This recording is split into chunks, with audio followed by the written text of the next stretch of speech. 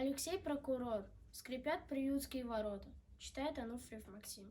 Скрипят приютские ворота, приходят люди за щенком, и каждому домой охота, собачье счастье в доме том. Щенки их с резвостью и прытью так быстро дом находят свой. Судьбой и счастье позабыты, постарше псы грустят о нем.